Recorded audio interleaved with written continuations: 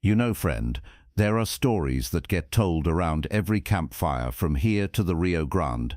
Stories of gold strikes and cattle drives, of gunfighters and outlaws. But some stories, well, some stories cut deeper than a Bowie knife through leather. They're the ones that remind us that love don't always follow the boundaries men draw on maps. And sometimes, the strongest hearts beat in the bodies of those the world calls weak. This here's one of those stories. It happened back in the autumn of '76, when the leaves were turning gold as Spanish coin and the air carried the promise of a hard winter to come. It's about a woman named Aiyana, means eternal blossom in her tongue, though most folks around these parts never bothered to learn what her name meant. They just saw the copper of her skin and the midnight black of her braided hair, and that was enough for them to make up their minds about who she was. But Aiyana, she was different. Different in ways that would cost her everything she'd ever known. The Kiowa village sat like a handful of scattered seeds along the banks of the Washita River, where the cottonwoods grew thick and the water ran clear enough to see the pebbles on the bottom. It was a good place, protected from the worst of the prairie winds by a ridge of red sandstone that caught the morning sun and held it like cupped hands. Aiyana had been born there 22 summers past, when the buffalo still darkened the plains like thunder clouds, and her people followed the ancient trails their grandfathers had walked. She'd grown up listening to the old stories, learning to read the signs in smoke and shadow, to find medicine in the roots that grew along the riverbank. Her grandmother, White Dove Woman, had taught her that the spirits spoke in whispers, and only those with quiet hearts could hear them. "Child," the old woman would say, her weathered hands working intricate beadwork by firelight, "the world is changing, like seasons change. But some things, love, courage, the songs the wind sings through the grass, these things remain. You must learn to see with more than your eyes." Aiyana thought she understood, until the day Deputy Marshal James McKenna rode into her life like a dust devil in spring. It was a Tuesday when trouble came calling, as trouble often does, unexpected and unwelcome as a rattler in your bedroll. Word had reached the village that 3 white men had been found dead near Devil's Canyon, their horses stolen, their supplies scattered to the 4 winds. The territorial marshal was sending men to investigate, and everyone knew what that meant. When white men died on Indian land, justice wore a cavalry uniform and spoke with the voice of gunpowder. But the man who rode into the village that morning wasn't wearing blue. He was dressed like any working cowhand, worn leather chaps, a hat that had seen too many storms, and a Colt .45 that rode easy on his hip like it belonged there. But it was his eyes that caught Aiyana's attention, green as new grass after rain, and careful, watchful, the eyes of a man who'd learned to see danger before it saw him. "Name's McKenna," he told Chief Running Bear, his voice steady and respectful. "Deputy U.S. Marshal, I'm here about the killings up at Devil's Canyon." Now, most lawmen who came to treat with the Kiowa brought soldiers and harsh words, speaking like they expected to find guilt written on every face they saw. But this McKenna was different. He dismounted slow and easy, keeping his hands visible, speaking the few words of Kiowa he'd bothered to learn. He looked people in the eye when he talked to them, not through them or around them like they were ghosts. Aiyana watched from the shadows of her family's lodge as he questioned the men of the village. Her father, Black Hawk, had been away hunting when the killings happened, along with most of the warriors. The women and children who remained had heard nothing, seen nothing. They'd been preparing for the autumn ceremony, grinding corn and gathering the last herbs before winter's teeth grew sharp. But McKenna listened like he believed them. He didn't call them liars or threaten consequences. He just nodded and made notes in a small leather book, his face thoughtful. "Thank you," he said when the questioning was done. "I appreciate your time." As he was preparing to leave, his horse, a big sorrel gelding with intelligent eyes, shied at something in the grass. McKenna leaned down to look, and that's when Aiyana saw the blood seeping through his shirt. Fresh blood, bright red against the faded blue cotton. Before she could think better of it, she stepped out of the shadows. "You're hurt," she said in English, the words careful on her tongue. McKenna straightened, one hand moving instinctively toward his gun before he caught himself. His eyes found hers, and for a moment that stretched like taffy. Neither of them spoke. "Just a scratch," he finally said, but she could see the lie in the tight line of his jaw, the way he favored his left side. "Scratches don't bleed like that." She moved closer, and he didn't back away. "You should tend to it before infection sets in." "I'll manage," he said, but there was no hostility in his voice, just wariness, like a wounded animal testing whether the hand reaching out would help or hurt. "White Dove woman, my grandmother. She taught me about healing," Aiyana said. "The wound will fester if it's not cleaned proper." Something in his eyes shifted then. Maybe it was the pain, or maybe it was the way she'd said her grandmother's name with reverence and love. He looked around the village, at the faces watching from doorways and from around lodges, then back at her. "Why?" he asked simply. It was a fair question, and Aiyana found herself searching for an answer that made sense. Why help a white lawman? Why risk the disapproval of her people, the questions that would surely come? "Because," she said finally, "suffering is suffering, no matter what color skin wears it." So she led him to the edge of the village, where a stand of willows grew near the water. White Dove woman had taught her that healing should be done in quiet places, away from curious eyes and wagging tongues. She gathered what she needed: willow bark for the pain, wild mint to cleanse the wound, spider's web to help the blood clot. McKenna sat still as stone while she worked, his shirt pulled aside to reveal a bullet crease along his ribs. It was deeper than he'd let on, but clean, recent too, maybe a day old. "Part of the investigation?" she asked, mixing willow bark with water to make a paste. He was quiet for so long, she thought he wouldn't answer. Then 3 men were killed, but there were 4 horses taken. I found the 4th horse yesterday, wandering loose with blood on the saddle. Followed the blood trail to a canyon about 5 miles west of here. And someone was waiting for you."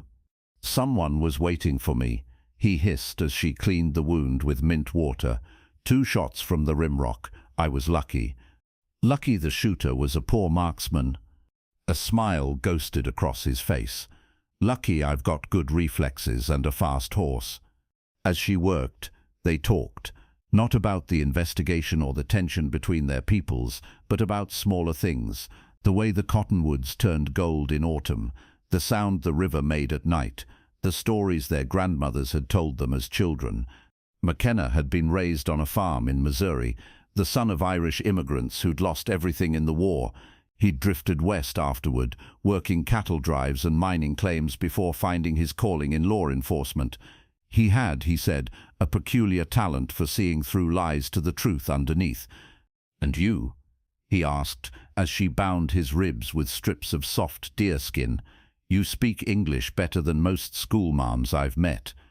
"There was a missionary here when I was young," Aiyana said. "Sister Catherine. She taught some of the children to read and write, said it would help us understand the world that was coming, whether we wanted it or not." Was she right? Aiyana considered this as she tied off the bandage. Understanding and accepting aren't the same thing. When the bandaging was done, McKenna tested the binding with careful movements. The bleeding had stopped, and some of the tension had left his face. "Thank you," he said, and meant it. "Grandmother always said healing creates debts," Aiyana replied, "but not the kind that can be paid with money." He looked at her for a long moment, those green eyes searching her face, like he was trying to solve a puzzle. "What kind, then?" "The kind that binds people together, whether they want to be bound or not." McKenna was quiet as he pulled his shirt back on, wincing slightly as the fabric settled over the bandage. When he looked at her again, something had changed in his expression. Not softer, exactly, but open, like a door that had been barred was now standing ajar. "I'll remember that," he said. As he mounted his horse and rode away, Aiyana stood in the willows and watched until he was just a speck against the horizon. She didn't know it then, but she'd just set her feet on a path that would lead her away from everything she'd ever known. Love, her grandmother had told her, was like water. It found its way around obstacles, through the smallest cracks, following the shape of the heart instead of the shape of the world. But some obstacles, Aiyana would learn, were too big for love to go around. Sometimes love had to go through them, no matter the cost. McKenna came back a week later. Not for the investigation that had moved on to other trails, other theories. He came back, he said, to check on his wound, to make sure the healing was taking proper. But Aiyana saw the way his eyes found her across the village, saw how he lingered at the edge of conversations, and she knew the wound he was really worried about wasn't the one on his ribs. This time, he brought coffee, real coffee, not the chicory and burnt grain most folks made do with. They sat by the river as the sun went down, sharing the bitter brew and talking about everything and nothing. He told her about the cities he'd seen, the strange customs of the white world. She told him about the old ways, the ceremonies and songs that connected her people to the land like roots connected trees to earth. "Do you ever wonder," she asked as darkness settled around them like a familiar blanket, "what would happen if the world was different, if people were judged by what they did instead of what they looked like?" McKenna was quiet for a long time, staring into the fire they'd built. "I've seen good men and bad men wearing every color of skin there is," he said finally, "but the world doesn't much care what I've seen." "No," Aiyana agreed, "it doesn't." But despite the world's indifference, they kept meeting, always at the edge of the village, always as the sun was setting. They told themselves it was friendship, nothing more. Two people who understood what it meant to walk between worlds. McKenna with his badge and his conscience, Aiyana with her foot in both the old ways and the new. But friendship has a way of deepening like water wearing channels in stone, and by the time the first snow fell, they both knew they were fooling no one but themselves. The change didn't go unnoticed. Aiyana's father, Black Hawk, was the first to speak of it, his voice heavy with disappointment and worry. "Daughter," he said one evening as they sat around the fire in their lodge, "there are whispers in the village, ugly whispers." "Let people whisper," Aiyana replied, but she kept her eyes on her beadwork, not trusting what her father might see in her face. "This is not about idle gossip," her mother, Morning Star, said gently. "This is about survival, our survival. The elders remember what happened to the Cherokee girl who married the white trader. They remember how it ended." Aiyana's hands stilled on her work. Everyone knew that story. The girl had been cast out by her people, shunned by her husband's people, caught between worlds with no place to call home. She'd died alone, they said, in a cabin by a frozen creek, her mixed-blood children scattered like leaves in the wind. "I haven't married anyone," Aiyana said, but the words felt hollow even to her. "Not yet," Black Hawk said, "but love shows on a face like paint shows on canvas. The whole village can see it." That night, lying on her sleeping robe and listening to the wind sing through the lodge poles, Aiyana tried to imagine a life without James McKenna in it. Tried to picture herself growing old in the village, marrying one of the young warriors who'd been paying court to her since she'd come of age. It should have been easy. It should have felt like home. Instead, it felt like dying. The confrontation came 3 days later, during the Winter Council, when the elders gathered to discuss the needs of the people as the cold months approached. Aiyana was helping her grandmother prepare medicine bundles when Crowfeather, one of the most respected war chiefs, stood to address the gathering. "There is poison in our midst," he said, his voice carrying the weight of authority earned in a dozen battles. "One of our daughters has forgotten who she is, forgotten the blood that flows in her veins. She consorts with the bluecoats, with those who would see us driven from our lands like leaves before the storm." All eyes turned to Aiyana. She felt them like physical weight, pressing down on her shoulders, her chest, making it hard to breathe. Beside her, White Dove Woman's weathered hand found hers and squeezed gently. "Speak your name, granddaughter," the old woman whispered. "Let them hear who you are." Aiyana rose slowly, her chin lifted, her voice steady despite the trembling in her chest. "I am Aiyana, daughter of Black Hawk, granddaughter of White Dove Woman. I have not forgotten my blood or my people. But you would lie with the enemy," Crow Feather spat. "You would spread your legs for those who kill our children and burn our lodges." The words hit like physical blows, but Aiyana didn't flinch. "James McKenna is not my enemy. He is a man who deals fairly with our people, who speaks truth and listens when truth is spoken to him. He is white." The accusation rang through the lodge like a war cry. "He wears the star of the Blue Coat Law. His people are the ones who broke every treaty, who drove the Cherokee from their homes, who slaughtered women and children at Sand Creek." "James McKenna was not at Sand Creek," Aiyana said quietly. "James McKenna has never broken his word to me or to any of our people. And when his people come for us," Chief Running Bear spoke for the first time, his voice heavy with the wisdom of years, "when the soldiers march and the blood flows, where will his loyalty lie? With the woman who warms his bed, or with the people who gave him his badge?" It was the question Aiyana had been asking herself for weeks, the fear that woke her in the dark hours before dawn. She knew James McKenna, the mankind fair honorable, but she didn't know Deputy Marshal McKenna, the lawman sworn to uphold the government's will. "I don't know," she said, and the honesty of it rang like a bell in the sudden silence. "Then you are a fool," Crow Feather said, "and fools endanger the tribe." The debate that followed went on for hours. Some spoke in her defense, her father, her uncle, even a few of the younger warriors who'd served with McKenna during a dispute with Mexican raiders the previous spring. But most voices were against her, fears and prejudices laid bare in the firelight. In the end, it was Chief Running Bear who pronounced judgment.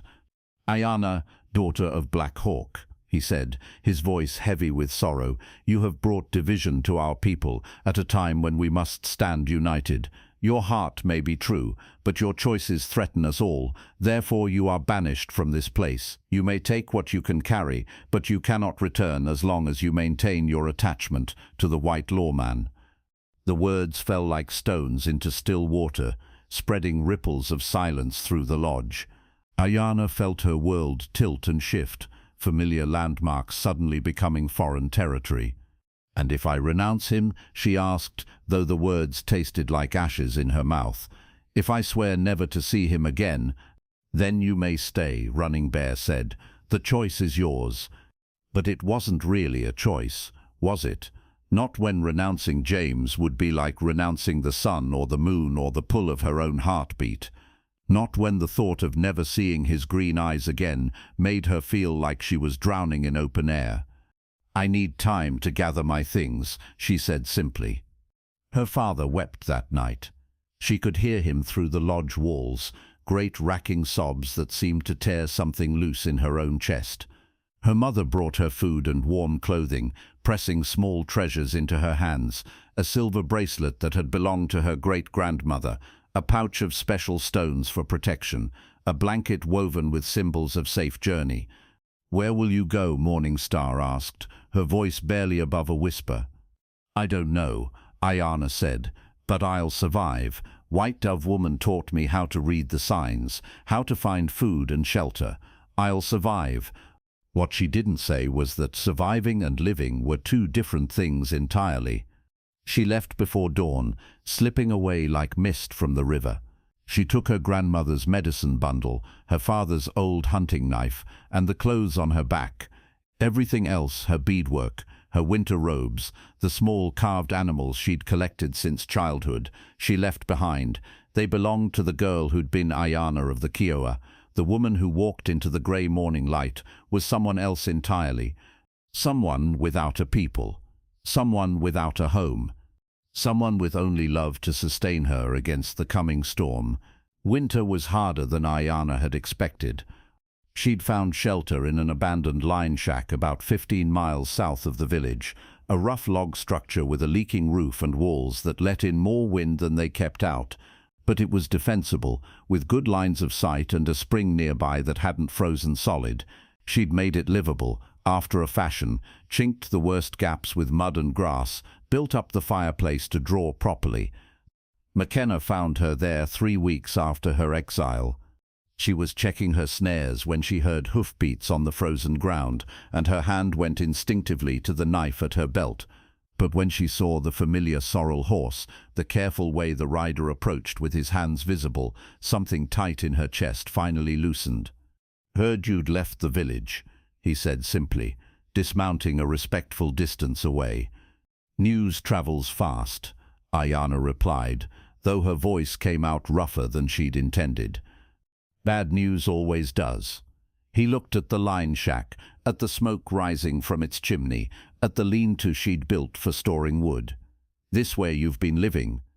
She nodded, suddenly conscious of how she must look, thinner than she'd been, her hair braided simply instead of adorned with the ornaments her mother had given her, her clothes patched and mended with whatever materials she could find. Why?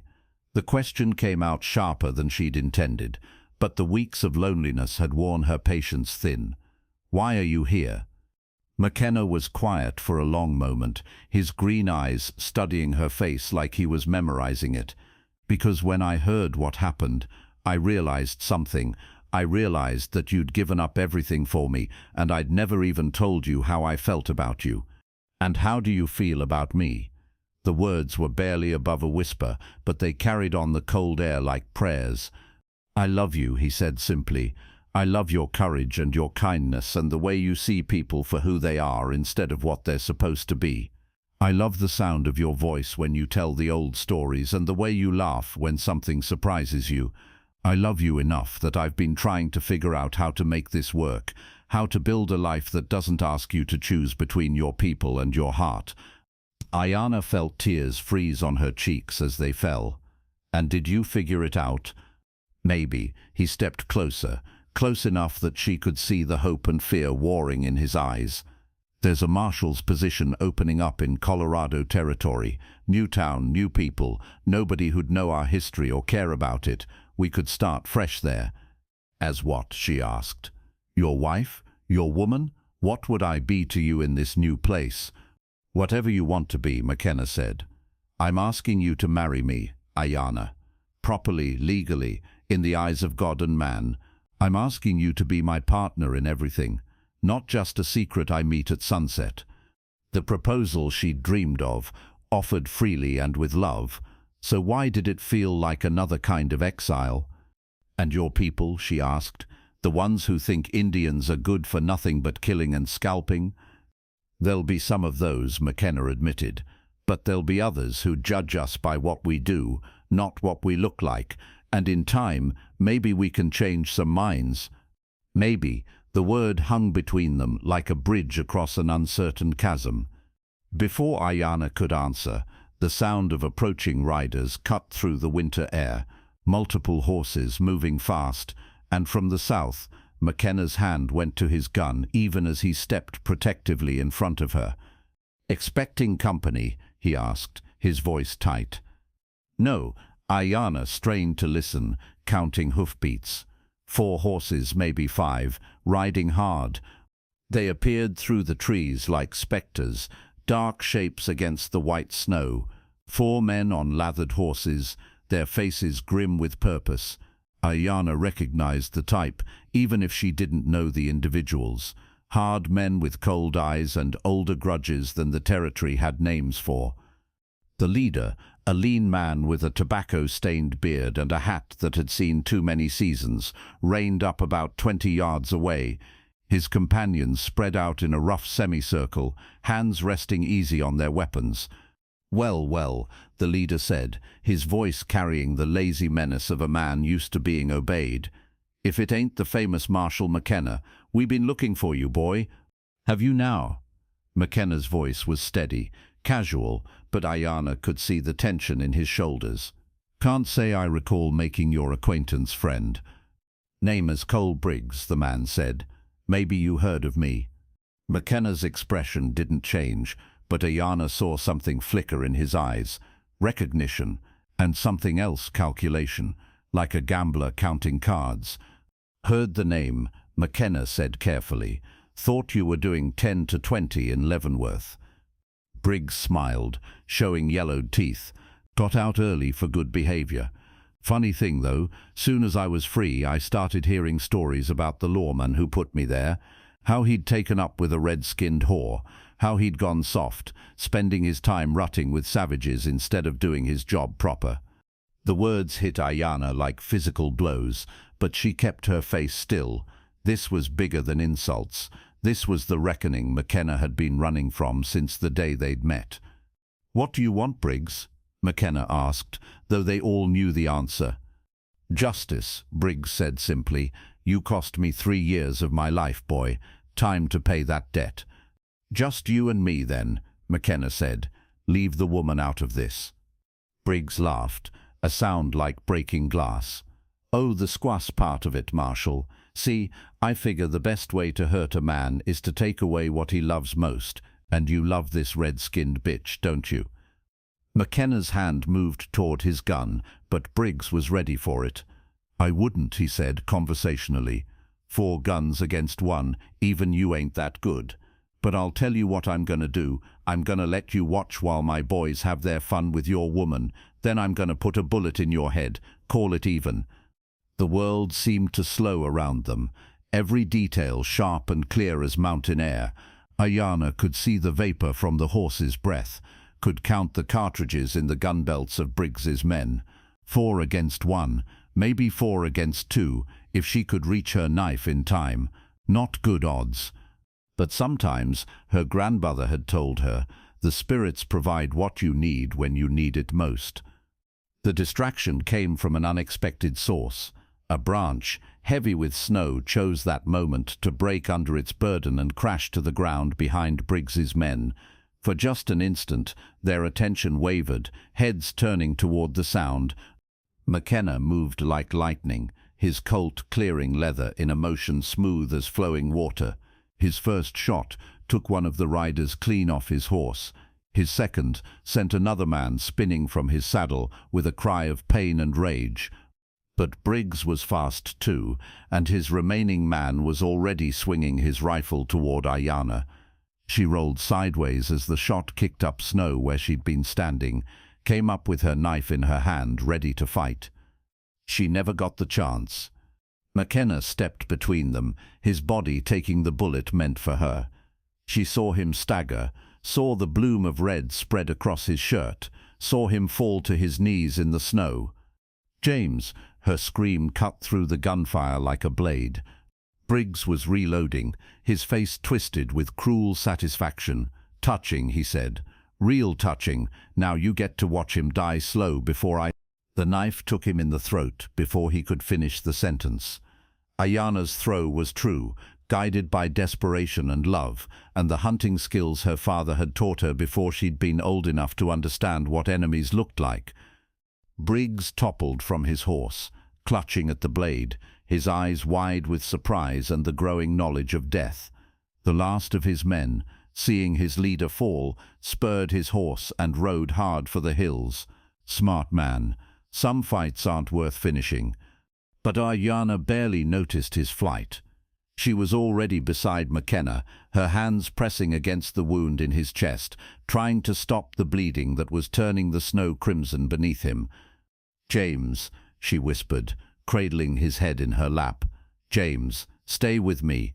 His green eyes found hers, still bright, despite the pain. "Did I ever tell you," he said, his voice barely above a whisper, "about the time I saw a mountain lion take down an elk twice her size?" "Don't talk," Aiyana said, tears freezing on her cheeks as she worked. The bullet had gone clean through, missing the lung by what looked like inches. Bad, but maybe not fatal, if she could stop the bleeding, if she could get him warm, if. She was beautiful, McKenna continued, as if he hadn't heard her. "Fierce and beautiful and absolutely fearless, reminded me of someone I know." "You're delirious," Aiyana said, but she was already moving, gathering what she needed, snow to pack the wound and slow the bleeding, her spare blanket to keep him warm, kindling to build up the fire in the cabin. "Maybe," McKenna agreed, "but I'm not blind." I saw what you just did, woman. Saw you put yourself between me and a bullet without thinking twice about it. You did the same for me, Aiyana said, half carrying him toward the cabin. That's what people do, McKenna said. When they love each other, they protect what matters most. She got him inside, got the wound cleaned and bandaged with strips torn from her best dress, got him warm and as comfortable as she could manage on the narrow bunk. The bullet had done damage, but he was strong and the bleeding was slowing. I need to get you to a doctor, she said, but McKenna caught her hand. Not yet, he said. Too dangerous with Briggs's man still out there. He'll be back with friends, looking for revenge. Then what? Aiyana asked. McKenna's smile was weak but genuine. Then we do what we talked about. We leave. Tonight, if I can travel, head for Colorado territory and that new start I mentioned. You're in no condition to travel, Aiyana protested. I'm in no condition to stay either, McKenna pointed out. Briggs had friends, and they'll come looking when he doesn't report back. We've got maybe a day before this place becomes too hot to hold us. So they ran. That night, with McKenna barely able to stay in the saddle and Aiyana leading his horse through snow that had started falling again, they headed west into the unknown. Behind them smoke rose from the line shack. Aiyana had burned it before they left, erasing what traces she could of their presence. It was a hard journey, 3 days through country that seemed determined to freeze them solid, with McKenna fading in and out of consciousness and Aiyana navigating by stars she'd learned to read as a child. They sheltered in caves and abandoned buildings, shared what little food they had, and clung to each other for warmth when the wind howled like all the lost spirits in the world. But they made it. On the 4th day, as the sun was setting behind the mountains, they rode into Durango, Colorado territory, a new town built around silver mines and railroad dreams, full of people too busy making their fortunes to worry about the color of someone's skin or the stories they might be running from. McKenna took the marshal's job. His reputation had preceded him, and the town council was happy to have a lawman with his experience. Aiyana found work as a translator and sometimes as a healer, her grandmother's teachings proving as valuable in Colorado as they had been on the plains. They were married in the spring, in a small ceremony with wild flowers and witnesses who didn't know their history and didn't much care. The preacher was a former cavalry officer who'd seen enough of war to value peace when he found it. The ceremony was simple, honest, true. Do you, James McKenna, take this woman to be your lawful wedded wife, to have and to hold, in sickness and health, for richer or poorer, till death do you part? I do, McKenna said, his green eyes never leaving Aiyana's face. And do you, Aiyana, take this man to be your lawful wedded husband, to have and to hold, in sickness and health, for richer or poorer, till death do you part? I do, she said, and meant it with every fiber of her being. They faced challenges, of course. There were those who disapproved of their union, who muttered behind their backs or refused to do business with them. But there were others, more than Aiyana had expected, who judged them by their actions rather than their ancestry. The doctor who'd delivered 3 babies for families who couldn't pay, only to have Aiyana show up at his door with payment in the form of medicinal herbs worth twice what he'd charged. The merchant whose store had been robbed, who'd watched McKenna track down the thieves and recover every cent of stolen goods. Slowly, carefully, they built a life together, a good life founded on love and mutual respect and the hard-won wisdom that comes from surviving loss. And if sometimes, in the quiet hours before dawn, Aiyana wondered about the people she'd left behind, if she listened for the sound of drums on the wind or caught herself speaking Kiowa words to the children who came to her for healing, well, that was the price of the choice she'd made. Every path through life leaves some things behind. But as she watched her husband pin his marshal's star to his vest each morning, as she felt his arms around her each night, as they built something new together in the shadow of the mountains, Aiyana knew she'd chosen well. Love, her grandmother had taught her, was worth any price. Even exile, even starting over, even walking away from everything you'd ever known to follow your heart into the unknown. Final, let the lesson settle. Epilogue, the wisdom of the heart. Voice becomes more intimate, like sharing a confidence. Now, friend, you might be wondering what became of them in the years that followed. Did they live happily ever after, like in the fairy tales? Did love conquer all, as the poets like to claim? Well, life ain't a fairy tale, and love ain't a magic charm that makes all troubles disappear. James and Aiyana McKenna faced their share of hardships in the years that came. There were lean times when the silver mines played out and work was scarce. There were people who never accepted their union, who made their disapproval known in ways both small and large. There were nights when Aiyana woke from dreams of drums and dancing, her heart aching for the people and the life she'd left behind. But they endured. They built a family, 3 children who grew up speaking both English and Kiowa, who learned to read sign from the wind and justice from their father's example. They built a community, becoming pillars of strength in a town that learned to judge people by the content of their character rather than the color of their skin. James McKenna served as Marshal of Durango for 23 years, earning respect throughout the territory for his fairness and his courage. Aiyana became known as a healer and wise woman, someone folks came to when they needed medicine for the body or counsel for the heart. And in the evenings, when the day's work was done and the children were asleep, they would sit on their porch and watch the sun set behind the mountains. Sometimes they talked about the past, about the choices that had brought them to that place. Sometimes they talked about the future, about the world their children would inherit. And sometimes they just sat in comfortable silence, 2 people who'd found their way home to each other, despite all the obstacles the world had placed in their path. You see, their story teaches us something important about love.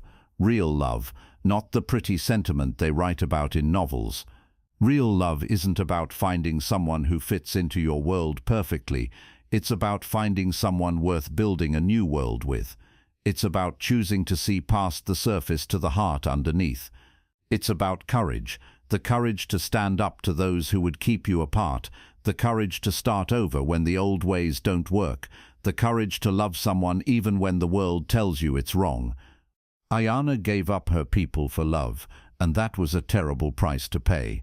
But she gained something too.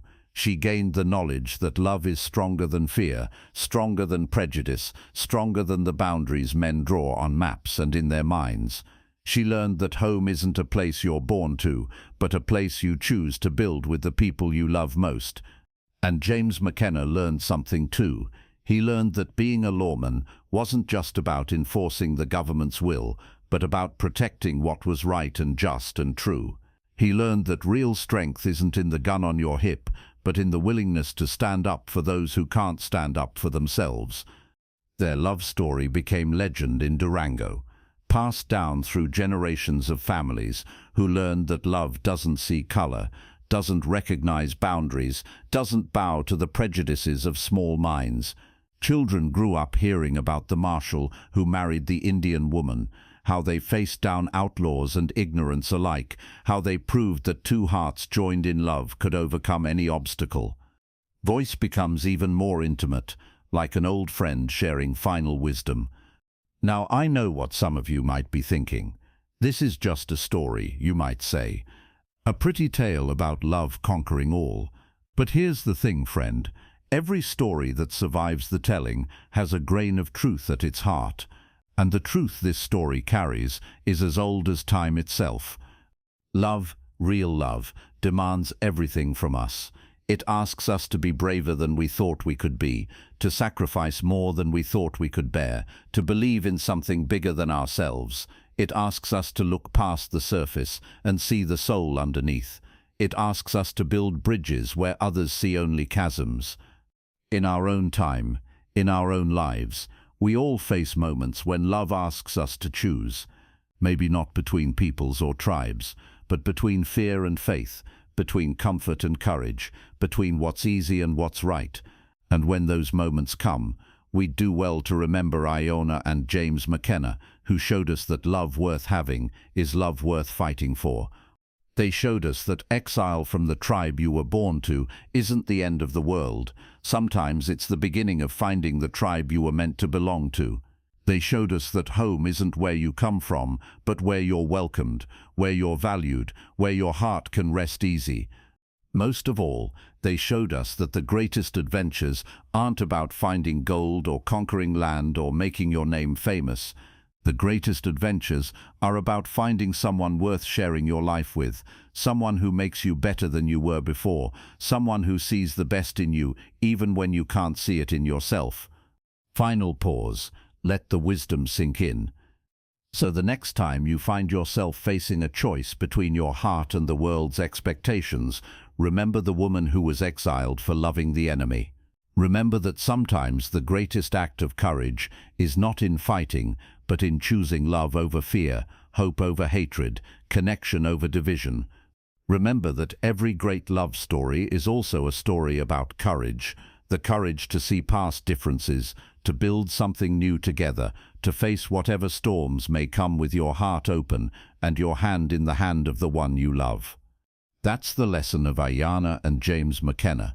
That's the wisdom that echoes down through the years, as true today as it was in that long-ago autumn when a young woman chose love over everything else she'd ever known. And if that ain't worth remembering, friend, I don't know what is.